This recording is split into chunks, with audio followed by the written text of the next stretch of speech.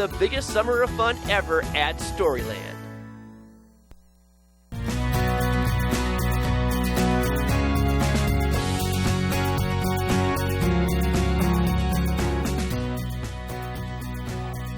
Good morning and welcome back to White Mountains Today here on White Mountain TV 16. Joining us here is Thom Pollard, a local photographer, adventurer, whatever we want to say. It works. And I think the biggest thing, well, good morning, Thom. Good morning. How are nice you? to see you, neighbor. Nice to see you. And most people, at least locally now know, you're the guy who summited Everest. The local guy who summited Everest.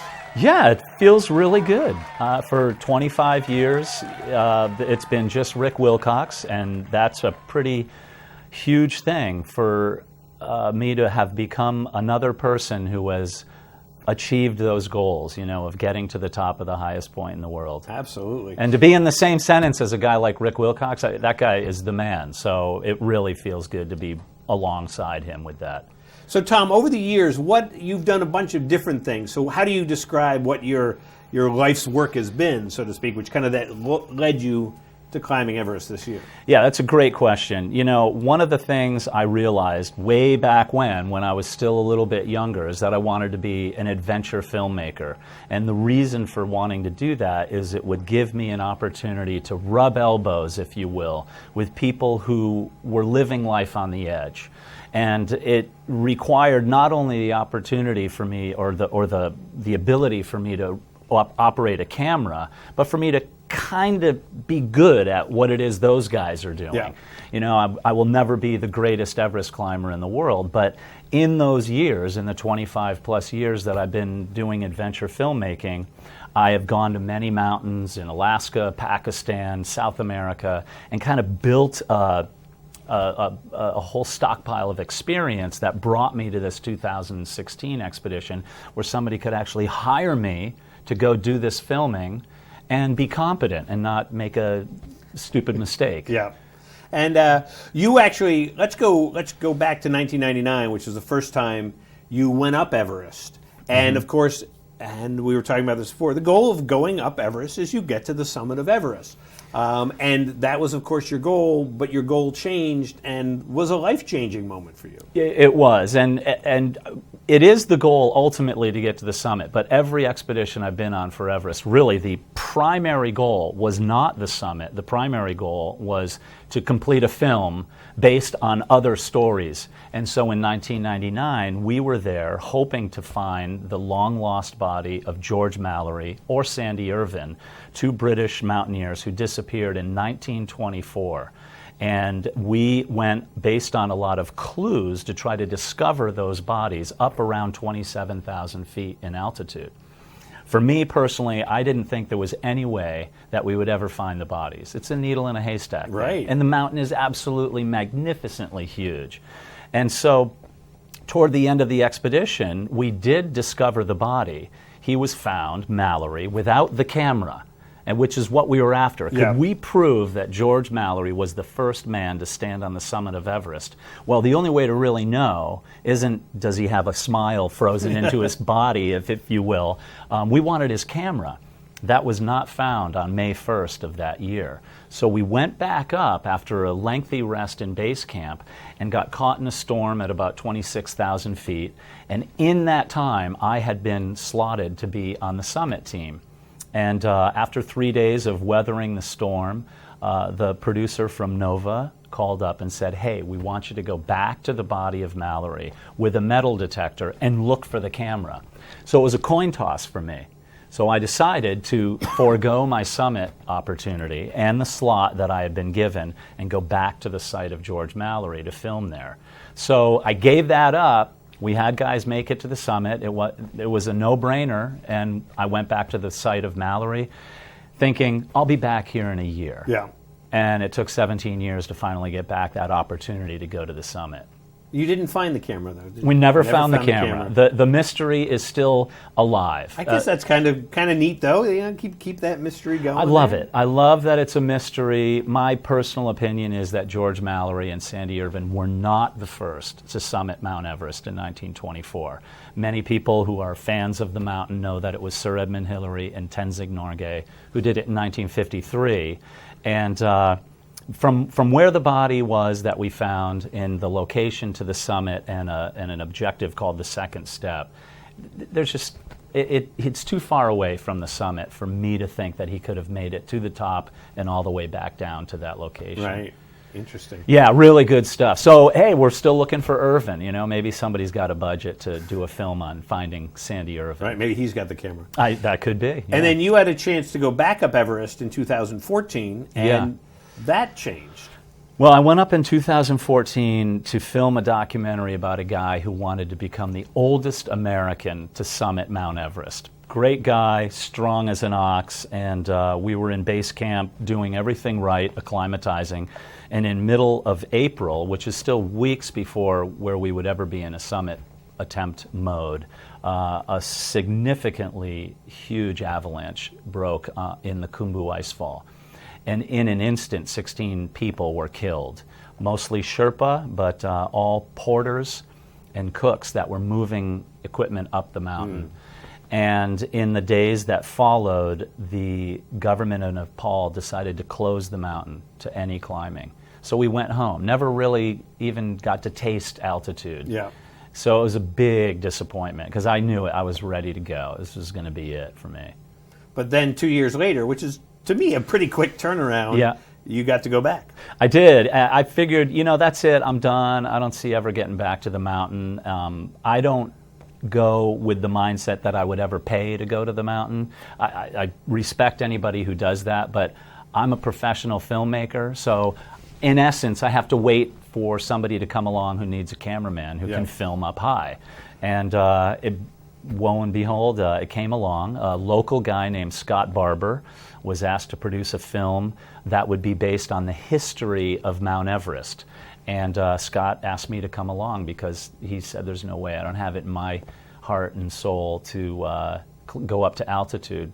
So I was the high altitude camera guy in 2016 with the primary objective of, there's a shot from base camp, a time lapse taken from my tent one evening. And you're looking at a neat shot of about 27,500 feet up on the main route toward the summit. And as you look down on the left, that's Makalu, which is, I think, the 6th highest mountain in the world. And on the right is Lhotse, the southern sister of Everest, the 4th highest mountain in the world. So we're up there. Great shot here of Camp 3, our view from the tent on the Lhotse face, which is a 3,000 foot or so, 75-degree angle wall of ice and snow, and we have to dig a little side step to get your tent to fit in there. And great views, but it was one of the most dangerous campsites I'd been to. Great shot here of me having already summited down below the south summit, which you can see to the upper right or the upper left of the screen, and I was pumped. And those are oxygen bottles stuck in the snow for climbers going up or coming down, so if they were to run out of their oxygen, they could swap it out and fill up again. Now, when you get up towards the summit, you're walking on, they refer to as a knife edge, and, and that's what you're walking on. Yeah, it was such an amazing experience going to the summit. You see pictures from the summit all the time. I've seen thousands of them, and they're always during the day and maybe in the clouds. But we left, my Sherpa climbing partner and I, Lakpa Sherpa, we left at 8 o'clock from Camp 4, which is 26,000 feet, at night, 8 o'clock at night, with the idea that it might take us 12 hours to get to the summit. And right from the get-go, it was pretty obvious that we were going faster than most people typically go. Now, granted, I'm on oxygen, as is he, so I'm it's cheating, so to speak. But I don't call up it. we went. This is a shot of us going up. You can see down in the lower left, those are the headlamps of the closest team to us. That's a long way away if you're climbing Everest, even with oxygen. Those people are probably 3 or 4 hours behind us. And we are just hauling on up there. Headlamps are on, but as it would turn out, it was a full moon. Totally full moon. The whole world was glowing. There was a sea of clouds at about 25,000 feet. And as it would turn out, we summited at 2:40 in the morning. So we went almost 5.5 hours faster than we had anticipated. Yeah. And had 30 minutes on the summit of just a gorgeous moonlit evening. And yes, there are fixed ropes most of the way up there, but the last 100 or so yards, it's just if you will, a balance on a knife edge. And that was the one time where I thought, oh my gosh, like the wind is blowing, and what if I'm walking upright all safe and a wind hits me?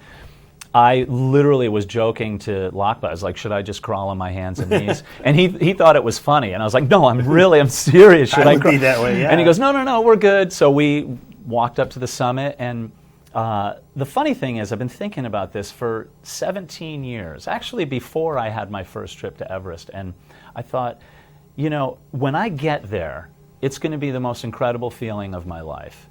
And what happened really was that it was emotionless for me. It felt like a business event.